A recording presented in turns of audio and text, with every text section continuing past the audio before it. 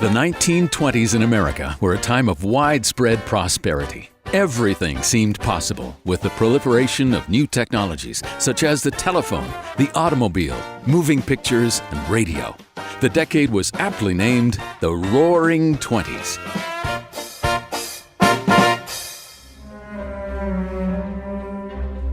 But there was a darker side to the decade, and one of its primary perpetrators was Henry Ford, the inventor of the Model T, which was the first automobile that middle-class Americans could afford. At the height of his success, Henry Ford purchased a weekly newspaper, the Dearborn Independent, and used it to publish anti-Semitic diatribes in which he blamed the Jews for all the problems of the world. At the time, discrimination against Jews in America was widely practiced.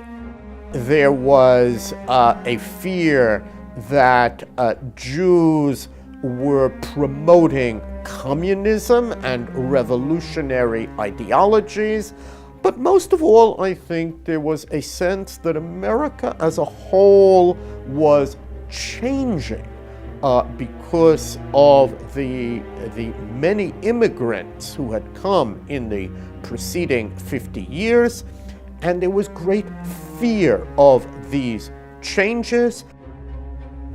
Anti-Semitism reached its peak in the 1920s and 30s, and it was not uncommon for hotels, clubs, and beaches to display signs that read, "No Jews or dogs admitted." There were quotas to keep Jews out of schools. Jews were restricted in terms of where they could live, and they were excluded from certain professions. Young Jews knew that they couldn't be bankers, or they couldn't work for certain kinds of companies because those companies would not hire a Jew, or as they said it, a Jew would not be comfortable here. And in many cases, Jews had to create a kind of parallel universe.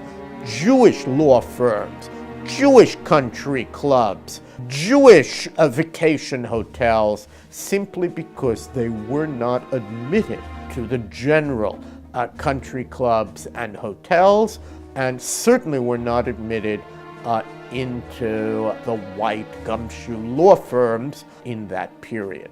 For Jews living in America from the 1920s until after World War II, this kind of discrimination served as a constant reminder of their Jewish origins.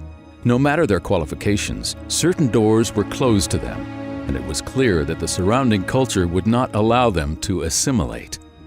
Although Jews had believed that America would be different, during the period between the World Wars, this would largely not be the case.